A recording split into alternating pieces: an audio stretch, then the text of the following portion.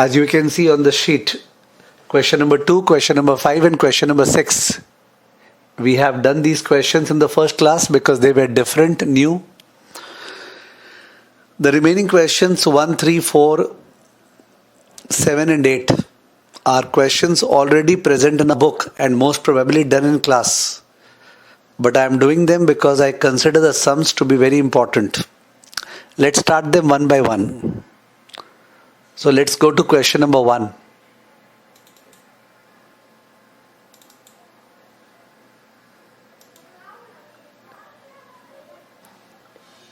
So here we have question number 1. Given the following information, okay, day limited and night limited. If you look at the table, earnings are given, PAT, and number of shares given. It is also mentioned that day limited has a P ratio of 20 times, while night limited has a P ratio of 15 times. So from the table, one can find out the EPS, that is 5 crores by 10 lakhs and 3.5 crores by 7 lakh. And if you multiply the EPS by the P ratio, you will get the share price. So what I would have done is that I would have prepared a table in which PAT 5 crore, 3.5 crore, number of shares 10 lakh, 7 lakh, EPS 5 crore by 10 lakh, whatever, 3.5 crore by 7 lakh, whatever, P ratio 20 times, 15 times, share price this much, this much.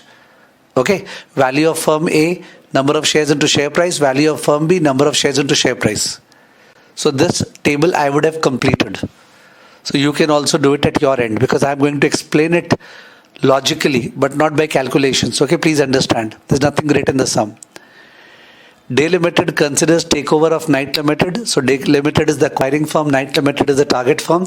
By paying 55 crores, considering that the market price of night limited reflects its true value. So we are paying 55 crores to night limited. That is the purchase consideration. Now whether we are paying that 55 crores in cash or stock, that remains to be seen. It is considering the following options. First option, stock deal. First option, cash deal. Second option, stock deal.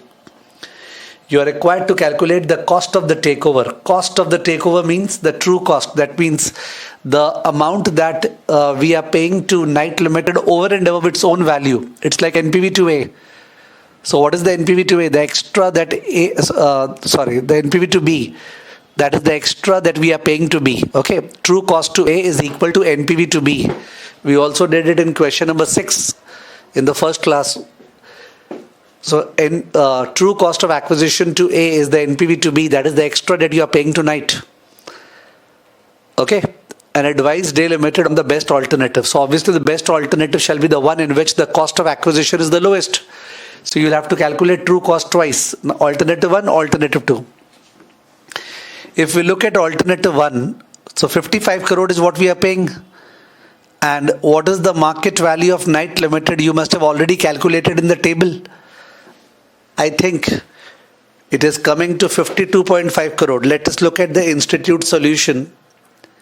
Yeah, the market value of night limited is 52.5 crores and you are paying 55 crores. So what is the cost of acquisition? 55 minus 52.5, 2.5 crore. But if we are issuing shares, then the point is how many shares are we issuing? So we have to pay the other party 55 crores and our share is worth what? 1000. Look at day limited share price, 1000. So 55 by 1000, we are issuing 5,50,000 shares. Okay, 5,50,000 shares. That 55 crore by 1000, that number of shares we are issuing.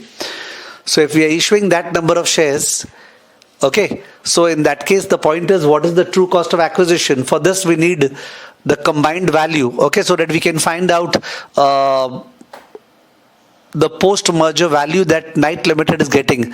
So since synergy is not given in the sum, combined value is VA plus VB. Now somebody will argue that, sir, sometimes while finding out the combined value, you do profit of A plus profit of B and you combine by the P ratio and speak of bootstrap, and sometimes you do VA plus VB. Actually, if you have practiced a lot of sums, you will find that we do VA plus VB when the P ratio stuff is not given in the sum, as in that is not very important, that's not highlighted in the sum. Post-merger EPS and all that is not required in the sum. Then we understand they are doing it as VA plus VB. When the post-merger EPS and all that is highlighted in the sum, then it's EPS into P ratio. So anyways, so value of A is around 100 crores and value of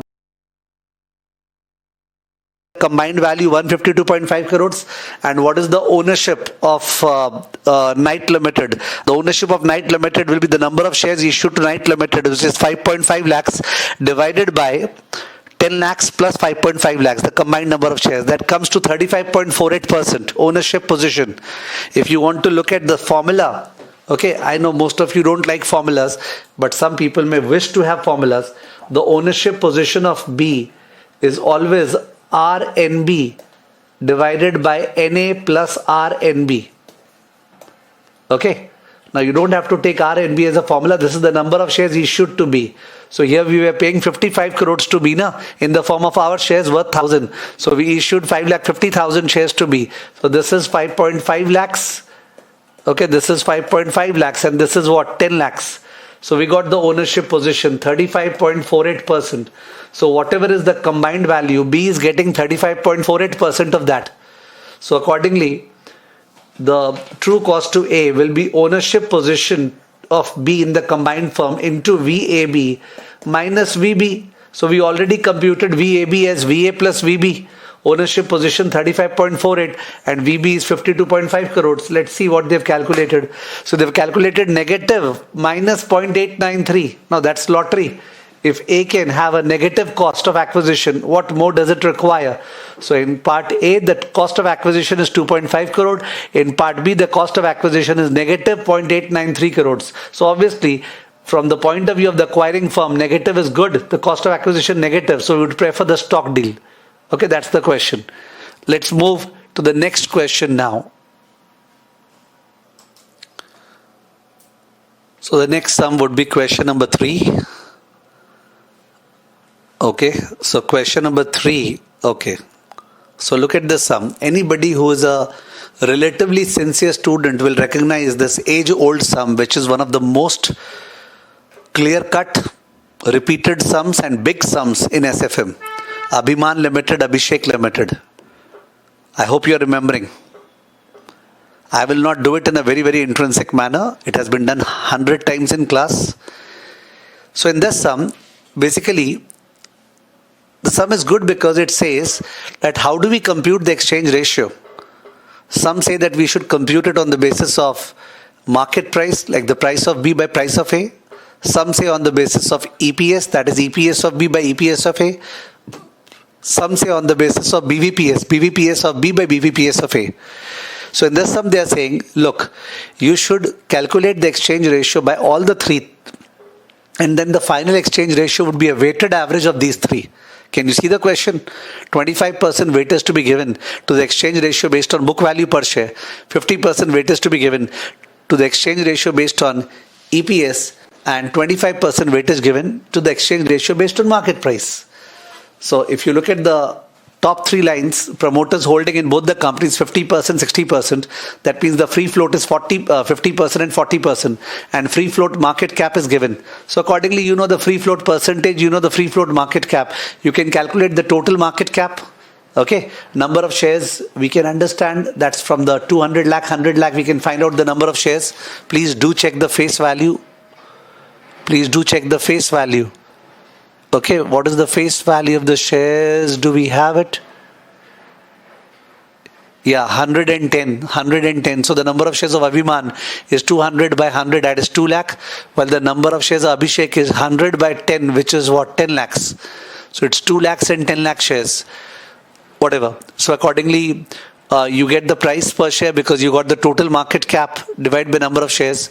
So price ratio can be calculated, price is known, so P ratio is known, EPS can be calculated, and EPS based exchange ratio can be calculated, and share capital plus free reserves is what? Net worth. So net worth by number of shares, book value per share, and the book value per share can be calculated. So the first part is over. Second is calculate the post-merger book value, EPS and market price. So that's very easy. You add both the net worth, divide by the total number of shares. You add both the PAT, divide by the total number of shares. You add the total market cap, divide by the total number of shares, and you get the post-merger book value per share and all that. Third part, calculate promoters revised holding. So how many shares promoters got in Abhiman, how many shares they got through Abhishek, and then revised holding, free float, market cap. So it's a usual stuff. I'm not going through it, and you cannot feel offended about it. Why didn't sir do it? Because this sum has been done in class clearly. Okay, let's come to the next question now. Okay, just 1 second.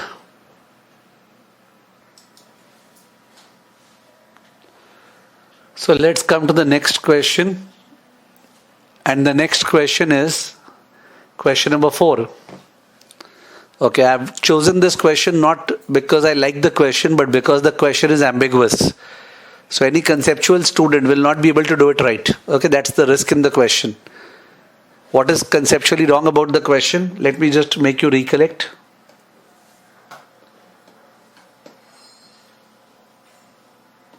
A Limited is acquiring B Limited, okay? What is the minimum price required by the shareholders of firm B? PB, the price of firm B. What is the maximum that A is willing to pay? VB plus value of synergy, the whole divided by number of shares of B. A is willing to pay maximum this much. Value of firm B plus the value of synergy divided by the number of shares of B. And the minimum price required by firm B is the current share price PB. Now this is the fact. But let's look at the sum. R Limited and S Limited operating in the same industry are not experiencing any rapid growth but provide a steady stream of earnings. R Limited's management is interested in acquiring S Limited due to its excess plant capacity. Shares of S Limited is trading in the market at 3.2 each. So 3.2 is the price. That should have been the minimum value. Other data is given below. So we are given the balance sheet. Okay. We are given the profit after tax of R, S and combined firm. We are given the residual net cash flows per year. I think the residual net cash flows can be treated as FCFE. Okay, you may fight that why have they called it residual? I can't do anything. It's FCFE. There's no growth given. So it's basically A by I. So if you do 90.1 divided by 0.1375, you get the value of equity of R. If you do 54.87 by 0.1305, you'll get the value of S. And if you do 185 divided by 0.125, you will get VAB. So VAB minus VA minus VB is the value of synergy. Okay, VAB minus VA minus VB is the value of synergy. So look at the second part of the sum first. Maximum price that R would be willing to pay to S. So what did I teach you? Maximum price that R can pay is the value of firm B plus the value of synergy by the number of shares of firm B. So value of firm B is what? It's S Limited 54,87,000 divided by 0.1305. That's the value of firm B. Okay, now what's the value of synergy? For that we have to calculate the combined value, that is 185 lakh divided by 0.125 and deduct the individual value, which is 90,10,000 by 0.1375 and minus the 54,87,000 by 0.1305. So you get the value of synergy and then you apply the formula. That's the maximum price. So number 2, second part is perfect. Okay, if the third part of the sum was not there, third part is not there, and question number 1, minimum price, I would have given 3.2. But here I get confused because here they are asking number 1, minimum price per share S Limited wants, and number 3, floor value of per share of S Limited. Now according to my understanding, minimum price and floor value are same, whether it shall play any role in the decision for its acquisition of R Limited. So please remember this sum. That in this sum, when they are asking minimum price, you are supposed to give them either the book value per share or the intrinsic value, whichever is lower. So what logic? No logic. So what is the book value per share? As per the balance sheet, the net worth is 279,95,000 plus 1 crore 20 lakhs divided by the number of shares 80 lakhs. That's the book value per share. Let's check the answer. Yeah, it is book value per share 399,95,000 by 80 lakhs. 4.99, and the intrinsic value is that FCFE divided by KE. Okay, so 5.26. So 5 and 5.26, whichever is lower, which is what 5. Okay, don't ask me the logic for it. I'm making you remember. And floor value is the 3.2, the price. And since it is lower than the book value, therefore it has no role. You are ratifying the sum. You are learning the solution. Okay, it's ambiguous. We will move to the next sum now.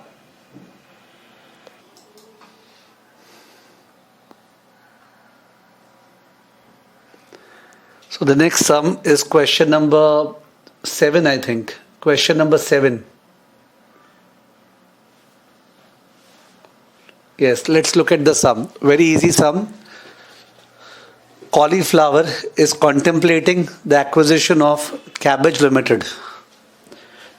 Cauliflower has 5 lakh shares having a market value of 40 per share. Cabbage has 3 lakh shares, market value 25. EPS of both the firms are 3 and 5 respectively. So we are given the number of shares, we are given the market price, we are given the EPS. If you multiply the number of shares by the EPS, so 5 into 3, 15 lakhs is the profit of firm A. 3 lakh into 5, 15 lakh is the profit of firm B. So both have a profit of 15 lakh, 15 lakhs. Okay, you can also calculate the P ratio if required because price is given, EPS is given. The management of both the companies are discussing 2 alternatives for the exchange of shares. First, in proportion to the EPS. So in that case, exchange ratio should be 5 divided by 3. Okay, EPS of B divided by EPS of A, 5 divided by 3. So the number of shares issued would be 5 divided by 3 into 3, which is 5 lakh shares will be issued. So number of shares will become 5 plus 5, 10 lakhs in the first example. Number 2, 1 share of cauliflower for 2 shares of cabbage. Okay, just 1 share for 2 shares. So that's exchange ratio half. Calculate the EPS after merger. That's very easy. The combined profit was 30 lakhs. Let me check the figures by the institute. I think verbally I have also done correct figures.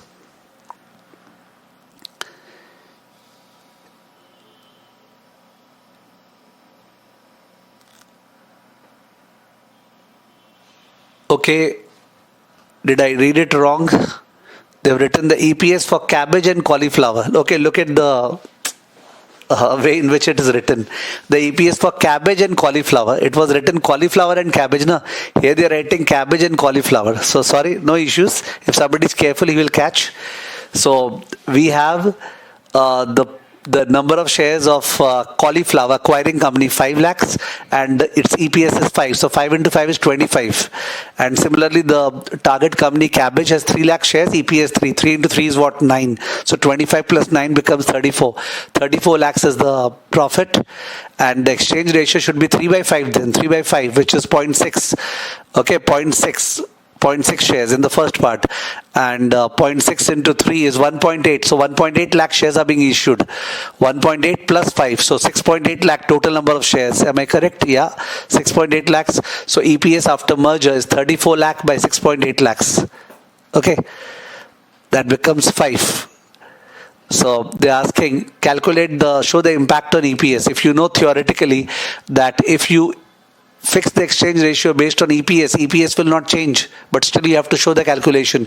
EPS before merger, EPS after merger. Hope you remember that EPS after merger for firm B is always R into EPS AB.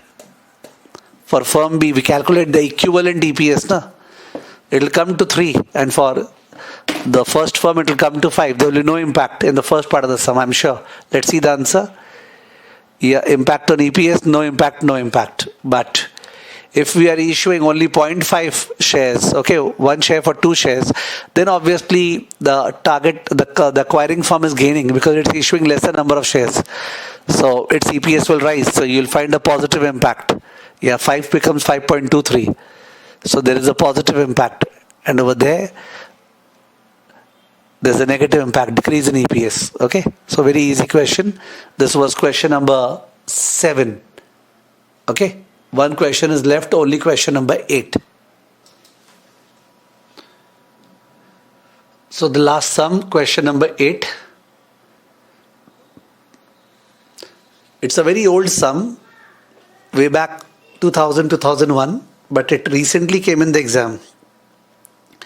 PQ Limited is planning to acquire LM Limited. The valuation is to be based on the recommendation of merchant bankers and the consideration is to be discharged in the form of equity shares, stock deal. As on 31st March 21, the paid up capital of PQ Limited, the acquiring firm, 80 lakh shares, 10 each. Highest and the lowest market quotation during the last 6 months was 855 and 645. So highest and lowest price are given because they don't consider the current price to be representative. For the purpose of the exchange, the price per share to be reckoned is the average of the highest and lowest. Perfect. 45 is coming to what?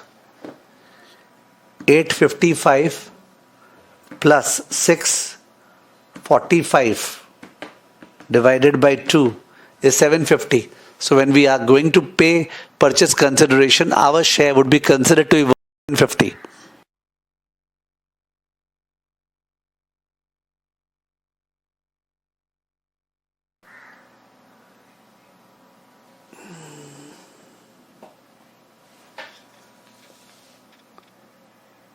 Now,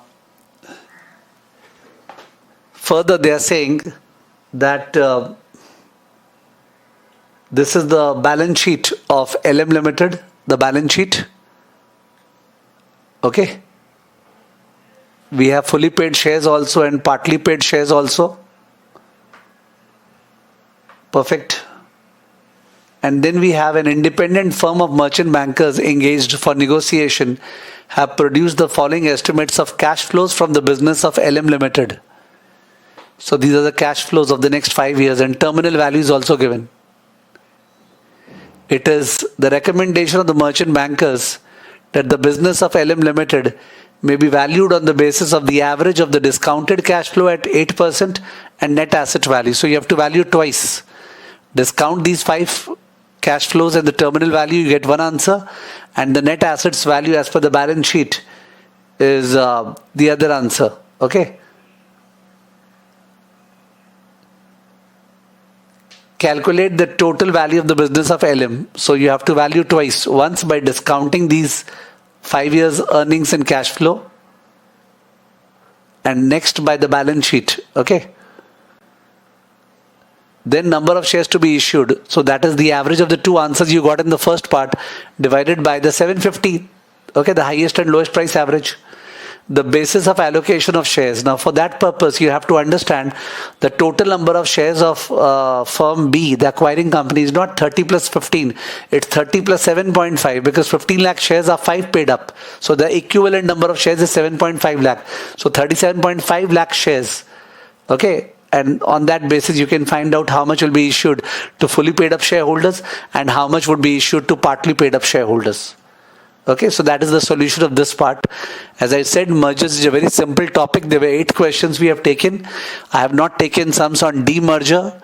Okay, I have not taken sums of the type of banking, Kotak Bank, ING, Vyasa Bank, that has been coming in the exam. You got to do those sums also and everything would be fine. Thank you.